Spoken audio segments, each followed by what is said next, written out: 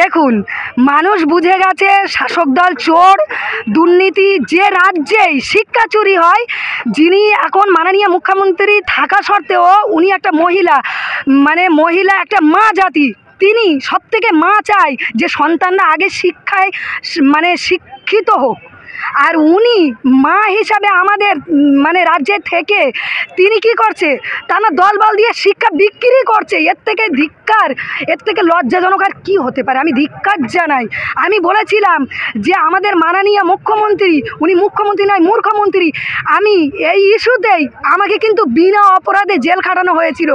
উনি যদি মুখ্যমন্ত্রী না হয়ে যদি মূর্খমন্ত্রী হয়, এইটা যদি আমার বড় অপরাধ হয়, আমি আবারও রিপিট করছি, উনি এইরকম একটা বসিরহাটে লোকসভার মধ্যে এইরকম একটা নাচনি বাড়িকে কখনো প্রার্থী করতেন না। তিনি হুগলিতে রচনা ব্যানার্জিকে উনি প্রার্থী হিসাবে ঘোষণা করেছেন, যিনি বিড়ির ধোঁয়া দেখলে বলছে শিল্প কারখানা, যিনি গাঁজার ধোঁয়া দেখলে বলছে শিল্প কারখানা। এই জায়গায় আর কী বলার থাকে? কি বলবেন? বোবা পাখি একটু ভুলে গেলে বললে সিপিআইএম আইএসএফ এর সঙ্গে যখন সিপিএম এর জোট হলো না, সেই বোবা পাখি আইএসএফ এর বিরুদ্ধে আঙুল তুলে বলছে যে নওশাদ সিদ্দিকী আমাদের সঙ্গে জোট করেনি, অথচ লড়াই হবে ভোটের ময়দানে। যে বোবা পাখির বুলি ফুটেছে এই লোকসভা ভোটে। দেখুন, আমি এটা দল যেটা ভালো বুঝেছে সেটা মনে করেছে। আমি একটা কথা জানি, কবি বলেছিলেন যে তোর ডাক শুনে যদি কেউ না আসে একলা চলো রে।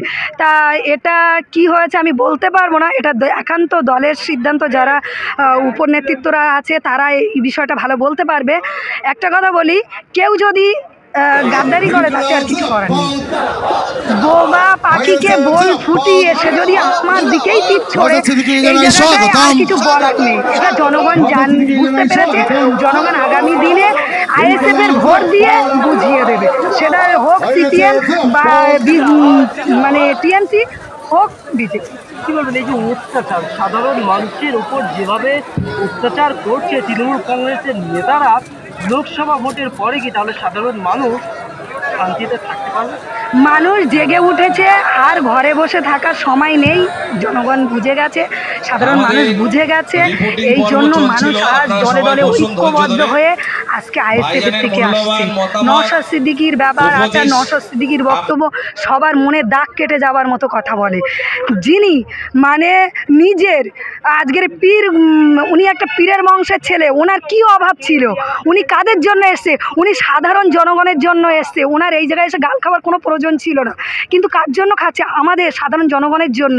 তাই মানুষ বুঝতে পেরেছে যে একমাত্র নওশাদ সিদ্দিকী আছে, যিনি জনগণের হয়ে কথা বলে, যিনি পিছিয়ে পড়া দলিত আদিবাসী ধর্ম বর্ণ নির্বিশেষে যাদের পাশে একমাত্র যদি কেউ দাঁড়িয়ে থাকে সেটা হলো নওশাদ সিদ্দিকী। চোরের মায়ের বড় গলা, এই প্রশ্ন তুলছে গোটা বাংলার মানুষ। সন্দেশখালীর সেই মেধাজ বাদশা শেখ শাহজাহানের ভাই, তিনি বলছেন আমার ভাই কোনো অপরাধী নয়। তাহলে এতগুলো মহিলারা যারা অভিযোগ করছে তারা কি মিথ্যা বলছে? দেখুন, শেখ শাহজাহানের ভাই কি বললে সেটা আমি দেখবো না। ওর নির্লজ্জ বেহায়া না হলে ভার সঙ্গে গিয়ে থাকতো না, বুঝলে? ওনার গোটা পরিবার ডাক পড়ছে। এতই যখন সাধু, গোটা পরিবারে ডাক পড়ছে কেন? সন্দেশকারীর মা বোনেরা বলেছিল, মাননীয় নিজে বলছে যে ওরা বহিরাগত। মাননীয় এসে দেখতে পারতেন তো যে এরা সত্যিকারের original I card Aadhaar card দেখে বলতে পারতো তো যে এরা এখানকার বাসিন্দা কিনা।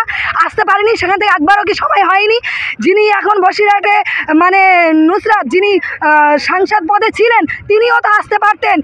অন্তত সন্দেশকালীর মা বোনেদের কষ্টটা একটু শুনতে পারতেন, তাদের হাজারিটা একটু শুনতে পারতেন। কেন আসেননি? কেন সেখানে বসে বড় বড় লেকচার দিচ্ছেন?